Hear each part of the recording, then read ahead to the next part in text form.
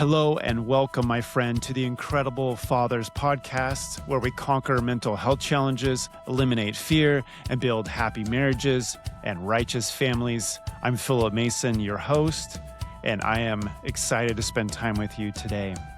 In episode number 9, we get to hear from Carie Morelock. You can check out her work at blueilluminationlabs.com. Carie Morelock is the founder of Blue Illumination Lab, is a social scientist, and has spent the last 2 decades researching the mind-brain behavior connection and how those three are interconnected to the motivation of human action. Through many control and test groups, she's developed an applied science curriculum on self-regulation as she has been tweaking and teaching for over 15 years in her local community as an interactive workshop lab. This workshop or laboratory teaches people how to create thriving environments so that they can improve their quality of life and relationships with others. That science-driven curriculum is now currently being developed in an interactive app to help more teens and adults create fun, efficacious, and illuminating lives. My friend, I know that you have been struggling with the pain of not feeling loved or validated by your own father like you would have, and you are trying hard to change that for your children, to give them the love and validation that they deserve, that they need to grow and to mature and to live a happy life. I know that you've also wrestled with how to give your children the autonomy they need to mature and grow without trying to control them and manipulate them, and rather to be able to guide them and help them become a healthy and happy human being. And that's why I believe you will enjoy this discussion with Carie Morelock today. So without further ado, let's get to our interview with Carie. All right, Carie Morelock, welcome to the Incredible Fathers podcast. We're excited to have you here today. Welcome. Thank you so much for having me. I'm very excited. This will be great to have you on board. So I'm going to go ahead and just jump in. I've got some great questions, and I want to make sure we have time to answer all those questions. So I first want to just talk about your origin story with Blue Illumination and some of the great work that you've done out there with people who, are striving to become better. So now you've built your work around helping people to live, thrive, and illuminate. What personal experiences or research moments first convinced you that emotional skills could be taught like any other science? That's a great question. It's crazy how it all came to be. Honestly, I was fascinated with the realm of motivation. When I was a teenager, I saw John By the Way speaking to a large group of teenagers. And I just always felt like that was my drive. Like, I loved motivating people. I loved talking to people, helping them to want to be better and achieve their goals. That was just always my innate personality as a, 16, 17, 18-year-old. And then I delved into the athletic world and entered that arena and the fitness and wellness industry, and was just, again, fascinated with people's motivation. What motivated someone to work out? What motivated somebody not to work out? What motivated somebody to work out in the morning? What motivated somebody to work out in the evening? And so I was really fascinated about that. And I also taught swimming, and I taught high schools. I coached high school swimming. And so again, I just was always around this realm of fitness, but also motivation. And so when I went back to graduate school, I was thinking I'd become a teacher, and God rerouted me, and, as he sometimes does. He does that. And he just opened up the brain and the study of the brain and the study of behavior and the study of learning, and how it all revolved around motivation. And so it was just like this deep dive that I did 20 years ago of how are we motivated. And so that's really what started that whole realm, and the idea of, if you want to change the world, you have to start with yourself. It has to come from within ourselves. And then once we change us, then we can change our family or our immediate surroundings, and then we can impact our community, and it can just go out like a light. And that's kind of how Blue Illumination kind of came to be. And it really was the realm of motivation. And if I learn and I apply that knowledge, I start to thrive. And if I thrive, then my light illuminates to others. But then I also have the responsibility and the accountability to share, which then that means that now I'm looking outward. Then that means I'm teaching, and then I'm leading, and then I'm edifying. Both are progressions. It's an inner progression and it's an outward progression. And with knowledge, as we know, comes great power. And with power comes great Yes. responsibility, you know?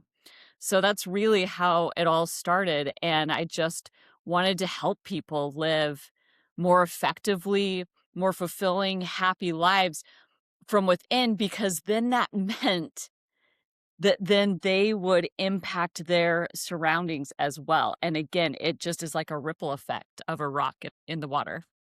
That's awesome. I love that analogy. As you were talking about that, I just had a little bit of a remembrance to an experience I had very early on in my career. I'd actually gotten right out of college. I got into human resources, and it didn't take me too long to figure out that probably wasn't going to be the best fit for me. Like I could do the work, but I have this really creative personality, and like you, I'm really interested in motivation and helping others to succeed and to be motivated. And I was working in Oregon at the time. I flew out with a coworker to Nashville, Tennessee, to a big SHRM conference. So it was this big, giant conference where HR people from all over the nation come together, and they had all these speakers. And one of the speakers was a big name, and he had actually done some consulting with Nike and some other big companies. And he got on the stage and he was just very dynamic, very motivational, kind of like John, by the way, and Hmm. just totally captivating. And you just felt like you could go out and change the world. And it was kind of interesting. My coworker who I'd gone out with, she'd been in the HR field much longer than I had. I was relatively new in my first few years. I told her that I was going to go to this particular session, and I really liked it. And she says, "Oh man, I just don't like that stuff." She says, "It's just all fluff and puff," and she says, "Like I just doesn't fit me at all." And at that moment, I realized I HR didn't really fit me because to me, I feel like HR was like super rigid, just everything had to fit in a certain box. And this speaker was actually talking about the problem HR people have is they get stuck in this box and they can't come up with any solutions outside that box.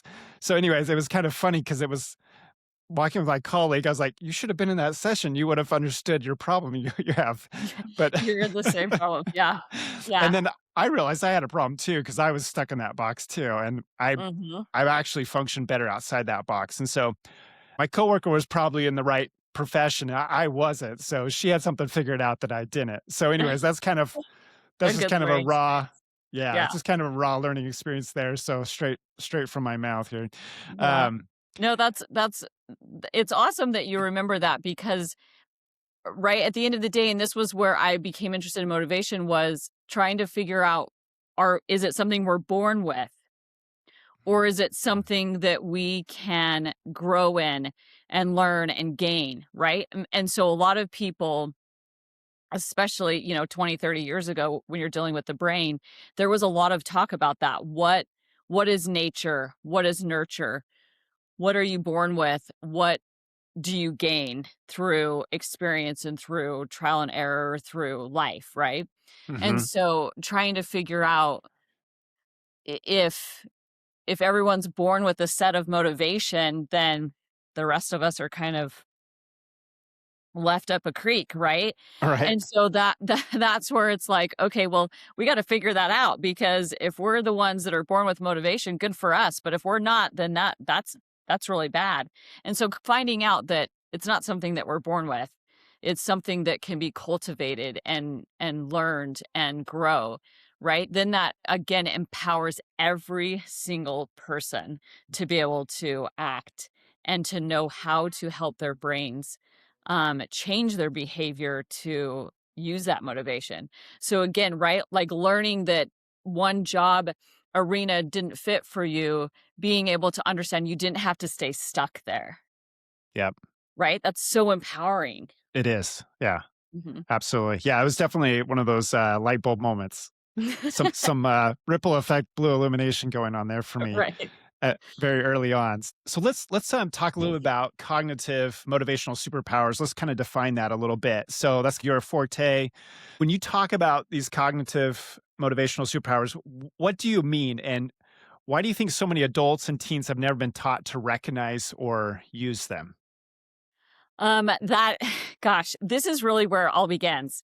So understanding the and we talked about this a little bit in our last episode that you invited me onto, was the cognitive self processes that our brain goes Right. through. Yeah. And that's really the foundation of motivation.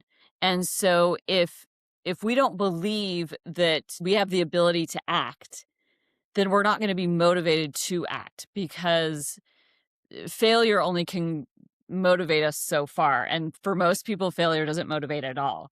And so those are really superpowers in the cognitive sense. And so if we can hone in on building our self efficacy and advocating for more autonomy, that's like unleashing a superpower. And remembering that self efficacy isn't just our belief in our ability to do something, but it's our belief in our ability to make wise decisions, which is almost an epidemic that's happening right now. You have a lot of youth and young adults, right? Where did the term adulting come from? Because all of a sudden, these kids are growing up and they don't even know how to make decisions for themselves. That's a problem. And that comes from not ever having the opportunity to make decisions and to see if they're capable of making wise decisions. And so that's really such a superpower if we can give that to our children early on. Hey, I trust you and I believe in you to make good, wise decisions. And hey, I'm going to give you control or autonomy over these areas in your life for you to practice making those wise decisions, so that when you're ready to enter the world, you have all this confidence in yourself and your ability to do those things. And what happens when you're faced with a trial, again, right, coming back to those tasks or choice or things that are put upon us that we don't want to do, how are we going to handle that? Well, if I've never had the opportunity to ever deal with that because my life's been controlled and I've always been told what to do, I'm not going to know how to handle that. There's going to be no resilience. So these four motivational cognitive superpowers, I mean, our cognitive processes are really superpowers when we are able to unleash them. Yeah, it's really kind of exciting when you think about it. And I liked what you said about teaching your children to self actuate by it. And one of the ways that I think we've kind of done that in our family is just by limiting the number of rules that we have and allowing us to be able to just have, operate on some general principles. And then, we teach and we learn as we go along and allow it to be oftentimes just spontaneous. I mean, there's some planning there and you set some Right. goals, but it's a lot of times it's spontaneous and you discover yourself as you learn and explore. And I think our children have benefited a lot from that, not being rule bound and just, this is exactly the way you have to Absolutely. be. Kind of goes back to my HR analogy, I guess I was using earlier. It's like in HR, there's a lot of times you have all these different rules and then you get stuck in like trying to keep all those rules and then you never really develop yourself. And that's kind of where I saw myself in HR was I was kind of stuck in this little compliance box, and I was Hmm. never really able to fully develop myself, who I was, my skills and talents, and kind of pursue those. And so as a family, we try to do that in the same way as allow our children to have those developmental Right. opportunities, like you talked about, develop Hmm. those superpowers, right? Yeah. It really comes down to a decision rich environment. Mm, So that's a good way of putting it. making your environment, like, we can control the environment. We really should get out of the headspace of controlling our children. Um, they're not for us to control. Again, they're us to have stewardship over because they're human beings. And so really our opportunity is to look at the environment and control what needs to be controlled in the environment for safety and for guidance, right? Um, but allow them to really flourish in a decision rich environment, meaning it's so full of so many decisions that they get to make. And That's so, here's an interesting or a funny story. I don't know if this fits with this question, but just talking about decision rich, right? And controlling and advocating autonomy. In our family, we have a huge age gap. Our oldest daughter is going to be 25 this week, and our younger kiddos are 12 and 15 years younger than her. So her and her husband were living with us for a time. And my son, who was, I think, 10 at the time, um, came upstairs and it was like 9 p.m. and I'm ready for bed. And he's like, I'm hungry. I want to make something to eat. And I'm like, it is past bedtime. Like, you should have eaten forever ago, right? Like, age old. Every parent, every grandparent, every great grandparent knows this story, right? And he was like, but I'm really hungry right now. And I just said, no, I'm sorry, you can't eat anything. You need to go to bed. Well, literally not 5 minutes later, his sister, who is 23, comes walking up the stairs to the kitchen and gets herself something to eat. Now, she is a uh, full adult. She's married. She is living in her house. But right then, my son turned and looked at me and he goes, so she can get something to eat, but I can't? And all of a sudden, the reality of here I teach autonomy and decisions, but in my own house, I was showcasing that my son couldn't eat when he was hungry and that my daughter could eat anytime. And the only difference was one of them was a child and one of them was an adult. Well, they're both human beings. right. And so I had to back up and say, okay, what's the frustrating thing here, right? So parents like to control their children because it affects them. It's inconvenient, it's frustrating for us, right? So I had to back up and look at what was frustrating me. Well, the frustrating thing was him wanting food involved me. Like, I had to cook something. I had to make something when I was wanting to go to bed. And then that's when I realized I should just remove that frustration. And I said, you know what? You absolutely actually can eat whenever you want. Because if you lived on your own, who am I to tell you? You could Right. eat at midnight. I said, but here's the catch. It can't involve cooking and it can't involve me. Other than that, eat some cereal, make yourself a sandwich, whatever it is that you want to do. And that took the whole power struggle out, gone. Wow. Right? Really, really this cognitive motivational superpower, especially autonomy, is a power struggle between children and adults until the adults figure out to remove the power struggle.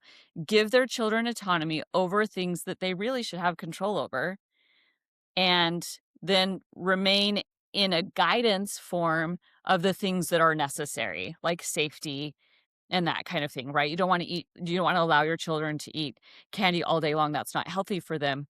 But the reality is when they live on their own, can you really stop them? No. So much So, wisdom in that, isn't there? Just there's a lot mhm, of power in it too. right. And what Wow. they want is autonomy. And what we want is autonomy. And as adults, would I want somebody coming into my house and telling me that I can't eat chocolate when I want to, or I can't eat ice cream when I want to? No, that wouldn't fly. No, nobody wants that. Right? And so really like it's what you talked about, teaching them principles, right? Principles of how to govern themselves and then allow them to make those decisions, grow in their self-efficacy, in their ability to make wise decisions and learn from their not so wise decisions, Mm. which is what we do as adults. Yep, that's it. Yeah, there's so much wisdom in that. I love that. Um, so let's talk a little bit about breaking generational patterns here for a little bit. I think this we can segue into that. Um, Mhm. you've spoken about stopping the generational psychological damage of emotional abuse. What are some of the early warning signs parents should watch for, both in themselves and also in the environment? This is a big one that I advocate for. It is so ingrained in our society to modify behavior of, again, children through shame and invalidation. And then obviously you can tag onto that manipulation, over excessive control, manipulation, gaslighting, um, those kind of things. And so when when parents are trying to stop that generational um abuse, which, let's just be honest, right? Like, emotional abuse has taken a back seat to other abuse, but it is more psychologically damaging long term. And so looking at just immediate behaviors and actions of the parent, am I shaming? Am I invalidating? Am I excessively controlling? Am I manipulating my children or my other family members? So there are things that we can look at in ourselves that will help us to be able to stop that generational continuance. And it's hard. It's really hard. I mean, when it's ingrained in us and it's a societal norm to invalidate, that's really hard. The words "it's fine" is almost 100% straight up invalidation, which a lot of people, if they don't understand the definition of invalidation, wouldn't agree with me. So let's talk about that for just a minute. Sure. The definition of invalidation isn't that I agree with what you're saying. I may not agree at all with what you're saying. You may say, "You hate me. I feel like you hate me." So invalidation isn't that I have to agree with you. It's that I'm saying your thoughts and feelings don't matter. So when we validate someone, it's validating their thoughts and feelings. I'm not saying I agree with you. I'm just saying you're a person, you're a human being, and you have feelings, and that is valid. You have feelings. You have the right to feel that way. I may not agree with you because I don't hate you, but I can see and understand that you think that way. Does that make sense? It does. Yeah. Yeah. So when we invalidate our children, our spouses, all those around us, we're in essence saying their thoughts, their feelings, they don't matter at all. And they shouldn't even exist. And that is really damaging, especially to a child, because two things happen when you invalidate a child. They either grow up thinking they can't trust you to care for them, or they grow up thinking I can't trust myself because I fell down and I scraped my knee and that really hurt and I was crying because it hurt, but you told me I'm fine, but I'm not fine. So either I can't trust myself or I can't trust you. Both of those are damaging. And so, as something as simple as that, a scraped knee, what is so crazy is that if we just validate the child's feelings, they get over it so much quicker. If we get down on their level and say, "I bet that hurt so bad. I remember scraping my knee when I was younger. That I am so sorry that happened." And you give them a hug and you say, "Yes, that really hurt. I do know that I got better, and I bet you will too. But it really hurts." And then they feel safe because you acknowledge their feelings and you let them know that they were safe, and then they were able to move on. And so this generational pattern of invalidating and shaming to try to change behavior has caused, well, now we're dealing with an epidemic of mental illness. So they correlate together for sure. Yeah, it's a huge problem, isn't it? I was just thinking as you're talking about that, how, you know, my, my grandfather handled things the way my father handled things, and then, the way of my generation's handling things. And you can see how culturally, my grandfather and father were influenced by some of those things that you were talked about. And they were good men trying to do the right thing, but they were just taught wrong on how to handle things. And so, I think each generation's got a little bit better at validating their children and lifting their children and telling them that they matter, and rather than just saying, "You're fine, knock it off. You you're Yeah. you're being a wimp," or, you know, "Tough it out," or whatever. Whatever the message is. And it's kind of interesting, um, my daughter has a friend who was in a very difficult home situation where there was a lot of emotional abuse, and she actually came and lived with us for 8 months and just kinda help her get on her feet so she could transition into adulthood after having a really, challenging home life, and she's gotten a job, and she's, just done really well for herself now, and she's actually, engaged to get married, which is really exciting for her. And, it's kind of sad now because she's making plans for a wedding, but she's making those plans with my wife and I, because she doesn't have that trust of her parents. They don't care about me. I can't trust them with my feelings or with my heart. And it's sad to see. We're grateful to be able to help her, but it's sad to see that damage is there, and she doesn't want her parents at her wedding. And she's informed her parents that she's getting married, but she doesn't want them there. I And see. so, it's been such a powerful lesson to me. All these things you've just been talking about here on this podcast are just absolutely true. And these are the things that we have to overcome and the mechanisms we have to use to overcome them. So I just really appreciate you sharing all those with us. I think these are some really powerful lessons for all the fathers out there, for Yeah. sure. If I can expand on it just a little bit with brain science. Yeah.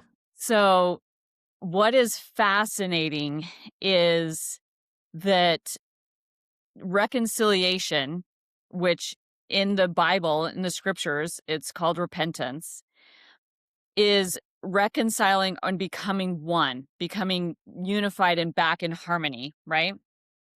Well, on the mind and brain level, when two minds are together, right? Parent, child, spouses, right? A close family connection, right? They're together. They see each other, through the mind's eye, right? Like I Mhm. see you, I know you, right? Right. And then damage is done. Something has happened. Again, from generational, we'll just use the shaming and invalidation example. There's a break. There's a break in the connection of those minds together. Well, what happens when the parent accepts responsibility and says, I'm sorry, I messed up. I overreacted. I shamed you. I invalidated you. I didn't respond well. That wasn't a great parent moment. Lots of examples, lots of ways to reconcile, right? And Right. acknowledge our responsibility, which takes humility, It right? And does. some parents don't want to say they're sorry. But what happens is when the sorry is said and reconciliation is made on the parent's side first, because we are adults, the minds come together closer, stronger. That mind brain connection becomes stronger, close knit together because of that reconciliation, closer and stronger than it was in the beginning. Interesting. It is so amazing scientifically what happens on a cognitive level when there's reconciliation, but when there's not, that break stays there. And if Mm. you're talking about a child whose brain is not fully developed, that stays.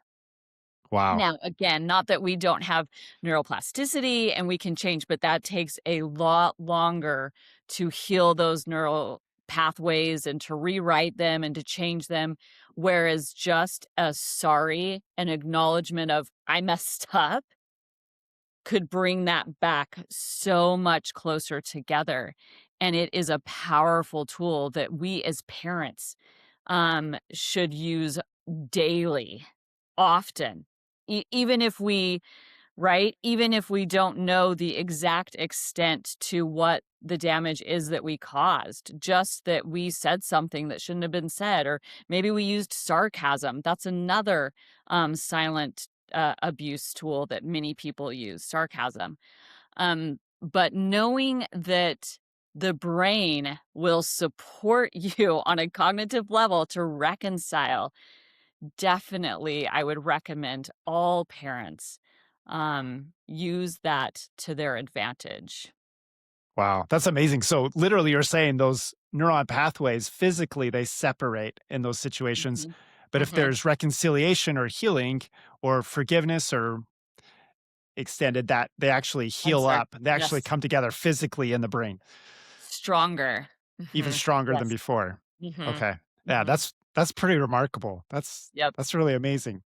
Yes, And it because it again, it supports that idea of, like, I can trust you, and you're human, right? So when the parent says, "I'm sorry, I messed up," we're teaching our children they don't have to be perfect. And so if we never say we're sorry, if we never apologize, if we never take responsibility for our actions of pain and trauma and damage and hurt, then we're in essence not just saying your feelings don't matter, but in essence we're saying you will have to live up to this perfect standard. Well, then what happens when the child grows older and learns that the parent wasn't perfect, right? it's yeah.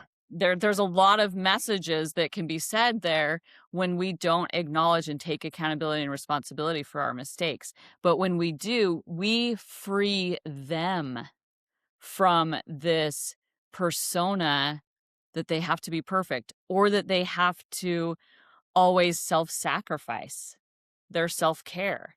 Just kind of takes the pressure off, doesn't it? Yeah. Yeah. I liked what you said about sarcasm. You mentioned sarcasm. That's Mhm. something I used in high school as a coping mechanism to survive high school, right? So, when I Yep. got married, we got some of the marriage advice we got when I was first married was that we shouldn't use sarcasm, we shouldn't tease each other, and that's been like fantastic advice. And Totally so, agree. yeah. Yep, totally agree. So Mhm. we have a no sarcasm policy in our home, and every once in a while I catch myself still doing it. I have to correct myself. Every once in a while I have to ask for forgiveness. Yep, But it's our life is just so much better because we don't use sarcasm. It's just yes, I no. agree. We all there's everyone understands each other. So we don't Yeah, have to and we guess the what same thing. We have the same policy in our home, and then friends will come, and we've had friends come my kids' friends come in the house, and they've used yeah. sarcasm, and I've stopped them, and I said, "I'm sorry, we don't allow sarcasm in our home. It's very damaging." And Wow. they're taken aback. But again, if there isn't any education, there's no change. So if we Yep. don't educate, then these generational patterns of harm will never end. And it's time. It's time for them to end. Yeah, it is. I agree. It's time. So awesome. I want to keep talking about this one, but let's move on here to our next topic here. So let's talk about neurodivergent brains and emotional skills for a little bit here, or cognitive skills.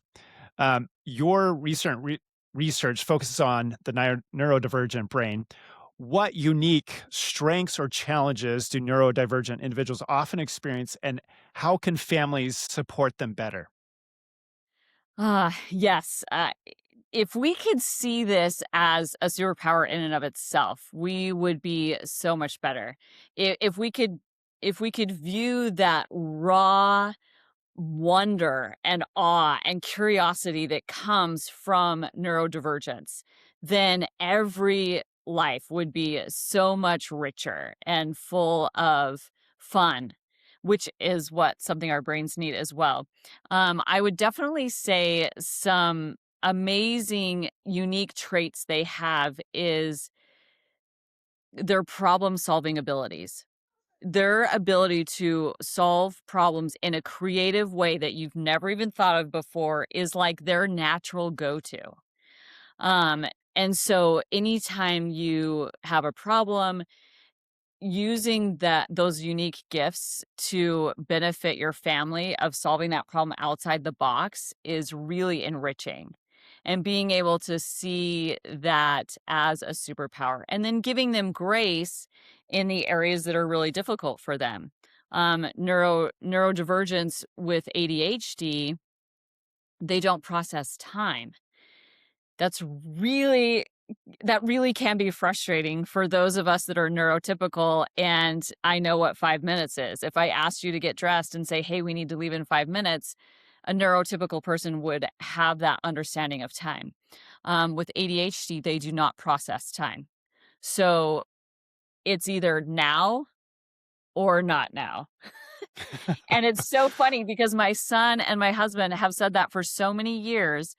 And I've started hearing that everywhere in the scientific world of these world-renowned ADHD doctors, and I just had to laugh because I thought that was so funny. I was like, "Wow, I just thought that was something my husband and my, son made up." But it's But like it's the truth, though, huh? it's like the truth, like, legit. It's either now or not now. And so, again, extending that grace for their limitations, because I may not be neurodivergent, but I certainly have a lot of limitations. I make a lot of mistakes. I have a lot of flaws. They're just not the same as theirs. And so helping helping us all to be able to use our strengths, and then giving grace for weaknesses, I think is a powerful tool for anyone to really get into the idea of unity, right? And that's the definition of synergy, is me being able to match my strengths with somebody else's strengths, and then together we become something greater. It and we won't if we focus on our weaknesses. If I'm focusing on somebody else's flaws, that's all I'm going to see. But if I'm looking at their unique strengths that they can bring to the table, then that just elevated the entire family. Yeah, what a powerful learning experience. I know Mhm. we've got a lot of fathers listening to this who have children who have that neurodivergence, and sometimes it is a very real struggle for them to be able to relate to their children. So I appreciate you sharing this. This is awesome. Yeah. Anything else? Well, yeah, so I think that the frustrating piece is the world at large and our society here in America wants everyone to fit in the box. But when you're talking about neurodivergence, they absolutely don't fit in the box at all. And that's where a lot of their stress comes from, right? Sit in school 9 hours a day. Yeah, That is like, first of all, that's a huge burden for them, isn't it? that's a huge burden, right? Yeah, And let's just be honest, how many adults would want to sit in a place and be told what to do not 24 very many. stop. We would quit. But and so that's where a lot of the angst comes from, honestly, is just saying like, "Hey, you don't fit in this mold, so I'm going to make you fit in that mold." That's where the angst comes from. Just like you, imagine if someone said, "I'm sorry, I know, Philip, that you don't really gel well with HR. You have to." Yeah, bang my head against the wall, right? Right? And so but that's what we're doing, and then that's why we have parents who are so frustrated, you know? And so and ADHD has quite a few more things. One, they need more sleep.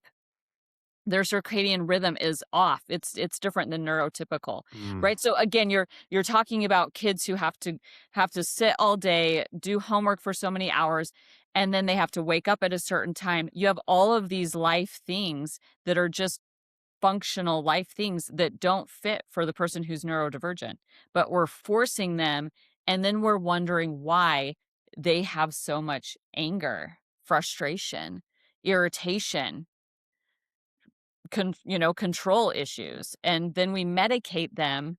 And I've done a lot of research just in the last month on the damage of medication that happens with these stimulants for ADHD, especially during the development of the brain, Mm. Wow. and what it does to us, or what it does to them as adults, what they don't recognize until they're adults, the damage that is done. Oh, that's unfortunate. Mhm. And yeah, there's so much to learn there in that area, isn't there? So, So much. And ADHD is just one realm of neurodivergence, right? So bipolar, and my daughter has bipolar, and I have friends who have bipolar. So then that's a whole nother realm, right? And then you have personality disorders, and then that's a whole nother realm. And now there's overlap, right? They have common characteristics. ADHD, personality disorders, bipolar, even the autistic spectrum. They all have overlap. So they have common characteristics, but they come from different neurological changes in the brain. And so, again, knowing it just keeps coming back to knowledge is power. Knowing how to apply that knowledge is wisdom. And if you know what your child has or is dealing with, or what you're dealing with, recognizing that that's not them, that's something they have, then how can we help them deal with that appropriately? And so that's the powerful tool that parents should tap into, is how can I best help my child who has this? This isn't them. It's something that they have. It's a limitation in some ways and a superpower in a lot of ways. Yeah.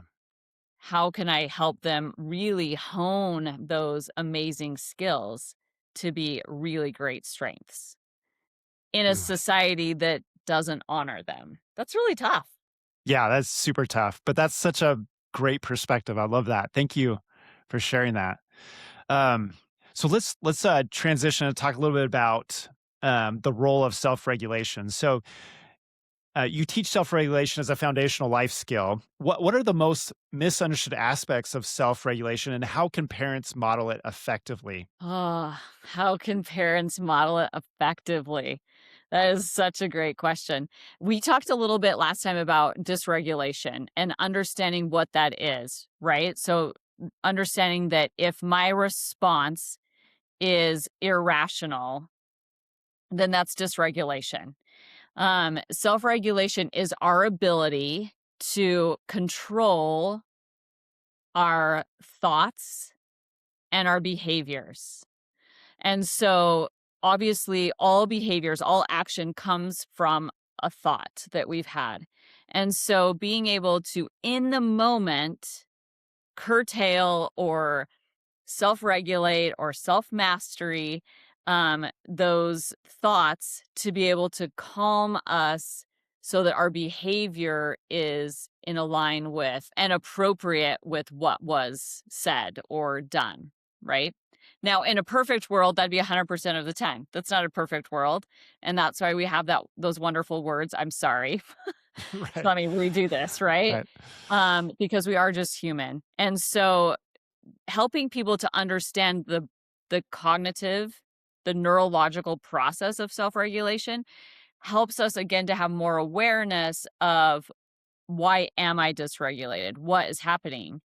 I could be dysregulated and overreacting because, gosh, I haven't eaten since yesterday.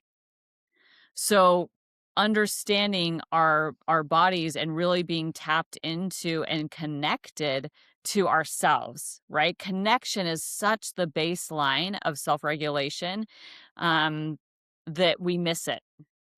When we're dysregulated, it usually means we're disconnected from ourselves and disconnected from someone close to us.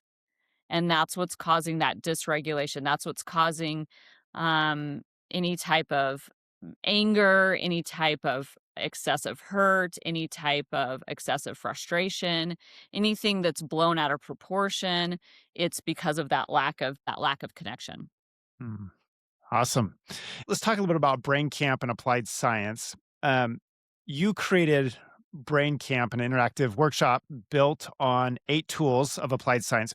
Which of those tools tend to create the biggest breakthrough for people? Oh gosh, that's a great question. Um, yes. So I created it originally with eight cognitive processes that our brain goes through. Since then, I've melded some and switched some, and they're so interactive. I call them labs now, a laboratory. And I would have to say there's a few that are really life changing. So the number one lab, which is where you learn about dopamine, self efficacy, autonomy, competence relatedness, those motivational superpowers that we talked about. That's life changing for people to understand the very first notion of How am I motivated, or how is my child not motivated? Oh, it's because they have no belief in their ability to do that. Oh, that that causes me to pause, right? I no longer have to see it as they're just misbehaving or trying to be annoying. It's because they don't have belief in their self. That's a different that's a totally different perspective, right? Right. So Right. that's life changing. The other two would be the neurodevelopment. So when I talk about the neurodevelopment, so I talk about neurodivergence and I talk about the developing brain. That is life changing for people to understand what's actually happening and what's going on. What is neuroplasticity? How can I help it? What is pruning of the brain? How can I help them? What can I help my child, during this time of really a vulnerable life where the brain's on like superpower mode of learning and they're so vulnerable. How can I help them? That's really empowering for parents or for employers. Um, I was uh, I was an employer. I had 80 employees, and back when I was actually a single mom and going to graduate school, and I just was always kind of taken aback when I had some employees who didn't know how to collaborate or cooperate or communicate or creatively problem solve. I was like, how do you not know these life skills? And so when I started delving into the brain and how the brain learns and then understanding this realm of development, that was really empowering for me to be able to then implement that with my employees and my coworkers to be able to help them to have a better work life. And so that was really helpful. And then, of course, number 6 is when we're facilitating self-regulation for others. It's just basically all that we've talked about. When I step back and try not to control everything, but instead I allow autonomy and a decision-rich environment for those that I have influence over, that means I'm giving them a chance to build their self-efficacy in their belief, in their ability to make decisions. And so basically what I'm doing is I'm giving somebody else life to illuminate. So Yeah. those 3, I would say, are like the big, big life changers. That's really awesome. I really liked how you talked about, you applied that in the workplace. And I think there's a lot of men listening today that this is something needs to be applied in the home, but it's also something they can apply in the workplace because a lot of these same things that they're struggling with in the home can also be things that they're struggling in the workplace too. And they can help bring an end to it or help improve the situation so that, people feel empowered Absolutely. and strengthened. Absolutely. When we self-regulate, people notice. Um, If I have an employee, and because I managed a multi-million dollar athletic club, I had many members who were yelling at me all the time, right? And for whatever reason, the right? They're too joys of busy customer like, service, right? yeah, right? Um and so you think about those two different types of scenarios. I have somebody yelling at me. I could in turn yell back. That would People would notice. My dysregulation would absolutely be noticed, right? Yep. Unprofessional, like so rude, right? Whatever people would want to say. And I'm responding to somebody else's dysregulation because they're yelling at me, adult to adult. That's not how we resolve conflict. But it also would take great notice. People would notice if I responded with self regulation. So if somebody's yelling at me and I'm calmly saying, I'm really sorry that that happened, right? Again, validate. I'm really sorry that that happened, that you experienced that. I would love to fix that or make it right or whatever the situation, right? If I'm responding to a dysregulated person with self regulation, people notice. And that ripple effect goes throughout. And especially if you are at the top, everything comes from the top, right? I had 80 employees. I had 10 department heads that directly reported to me, and then they had their employees. So I absolutely had to be the one who set the standard. And so if we have influence over anyone, yes, these things work in the home, but they absolutely work in the business industry as well. That if I am self regulated, I'm setting the standard for others to not only have regulation, but I'm empowering them to self regulate because I'm giving them autonomy. And that's powerful. And that's how people stay with the business, right? That's how people are Yeah. happy and they're fulfilled in their job is when they have high self-efficacy in their job. Yeah. That's awesome. I love that. It really is impressive when someone can be faced with, you know, someone that's angry and then just totally exude some confidence and some calmness on the other end. It really gets people's attention. Yeah, It works really well in the home, and it also works really well in the workplace too. So, yeah, which I think for a lot of men, a lot of fathers, anger tends to be our dominant emotion, and so we tend to revert to that. I know I do. I tend to revert to that anger pretty quickly, and it's something I've had to learn to pull back on and exercise some self mastery there in that way. So I appreciate what you've said on that. That's really powerful. yeah. Um, so just talking, I want to talk a little bit about we've kind of mentioned a little bit already, but emotional abuse and silence a little bit. So you've led seminars on the silent abuse. Mhm. Why is emotional abuse so often overlooked or minimized, and what does healing actually look like for someone in that situation? I That's a great question. I think it's minimized because the other ways of abuse are so loud. And so that's why I called it when I was asked to partner with the public library on offering this seminar. I called it the silent abuse because it's so quiet, yet the damage is long term. And so I think that it's able, unfortunately, to be invisible. And I think, again, when we're talking about this generational pattern, it, they didn't know the damage that it was going to cause until now you have 40, 50, 60-year olds who are dealing with massive trauma from this psychological abuse that was done 50, 60 years ago, Right. Yeah. and unfortunately they didn't get it healed, so then they passed it on to their children. And those children now are 20, 30, and 40, and they're passing it on to their children. And so the silent abuse is just that. It gets carried on because it's not loud, because we haven't made it loud. We haven't said, "Hey, this isn't okay anymore." And so I think that bringing attention to it, educating people on it, educating people on the damage it causes, the psychological damage it causes, that's really powerful. And then also showcasing how we can heal from it, showcasing how the brain can heal from that trauma, and that it's not overnight. And therefore, it takes time, but it absolutely can. And that's where the hope comes in. And then also helping people with creating neural pathways, it's teaching people appropriate and healthy boundaries.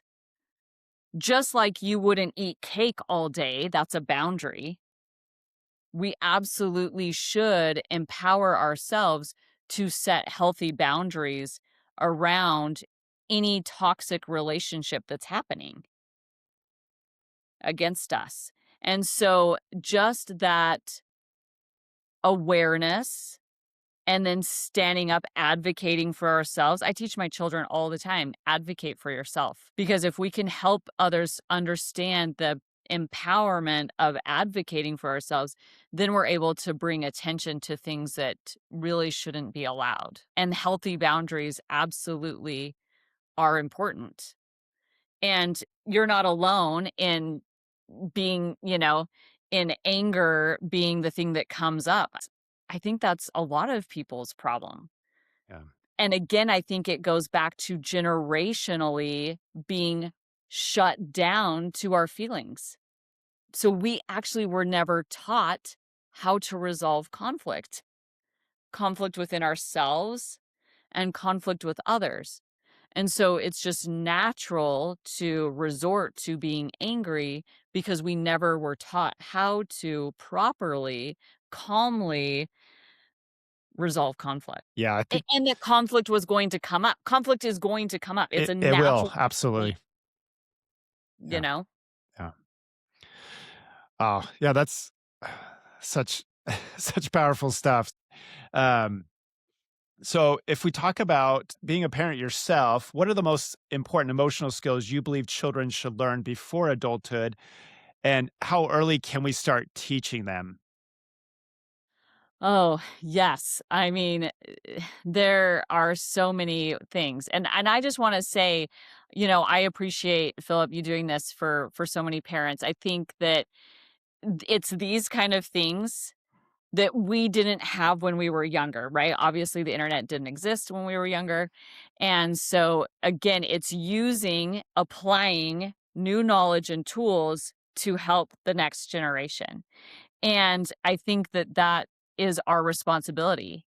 And that's what I've tried to do in my life. So when you ask me, with my children, God gave me a second chance, right? I have a child that is way older and I apologize to her often that unfortunately she got the uneducated mom and her siblings, although still flawed, Yeah. has a much more educated mom. And so I hope I'm different.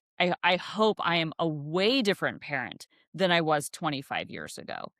And that's my responsibility, that's my accountability, and so, definitely, I would say, from raising basically 2 generations of children, that resilience and, creative problem solving are the 2 greatest attributes that they could have.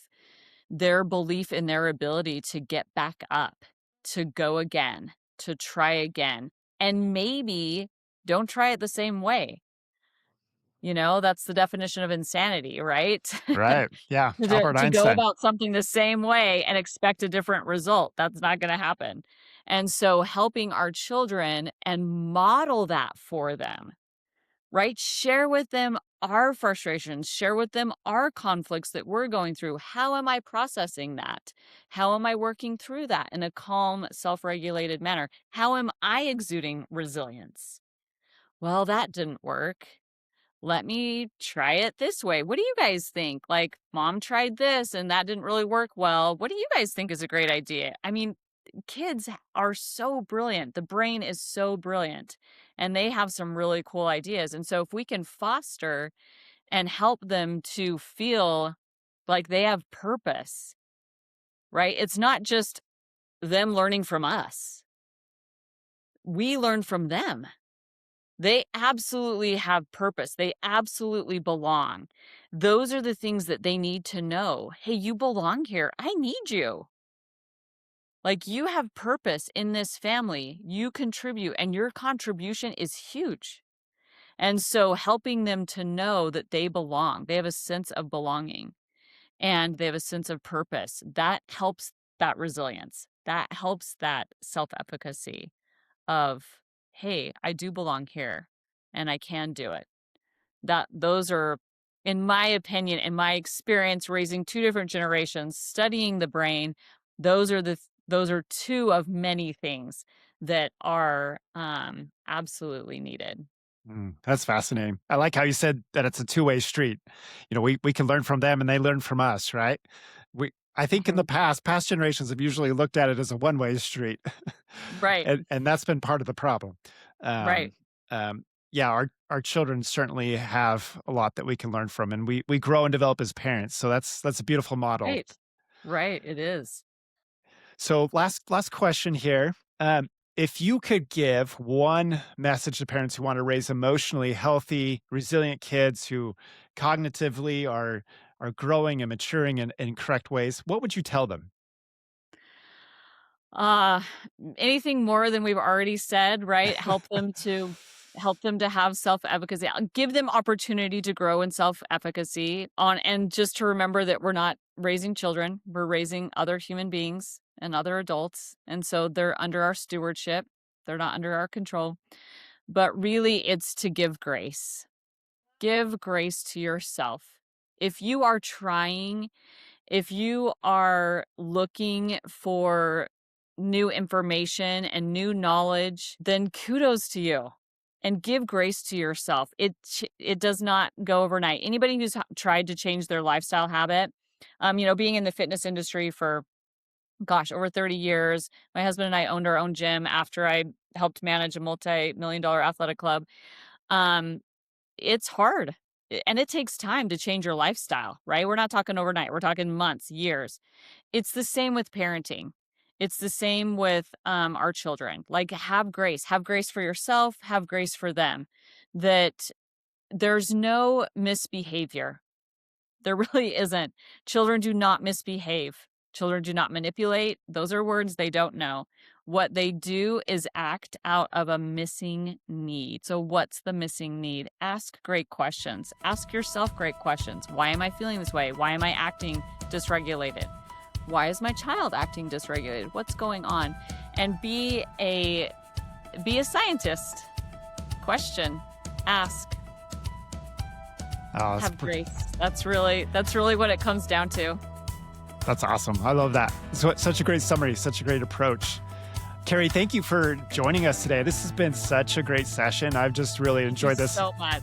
Yeah, I've learned so much just having this conversation. So thanks for being on the show. Really appreciate it. I really appreciate it. Thanks for having me so much. Hopefully we'll do it again. Wow, what a great discussion and interview with Carie Morelock. I just feel like I learned so much every time I get the opportunity to sit down and talk with Carie. My friend, I hope this has empowered you to see how you can become a better husband and father, and also a better son and grandson. Just know that I believe in you. I know you can overcome the pain and the hurt that you've experienced over the years, and that still haunts you and keeps you from getting the sleep that you want to get asleep at night. Trust me when I say things will get better, and you can be the one who changes your family tree, and you can be that hinge, you can be that pivot in your family that makes all the difference for the generations that come after you. I hope you'll take what you've learned from this episode and apply it. You'll set some goals for yourself and make a determination in those areas of your life that you want to refine and improve and make better. And take charge of your life. Take charge of your situation and make the best of it. And not only with your family, but also in the workplace where you see there might be some dysfunction or dysregulation in the workplace. You can step in and make that difference and be the one to change behavior in a positive way. My friend, it's been great to be with you. Take care, and we will see you in the next episode. God bless.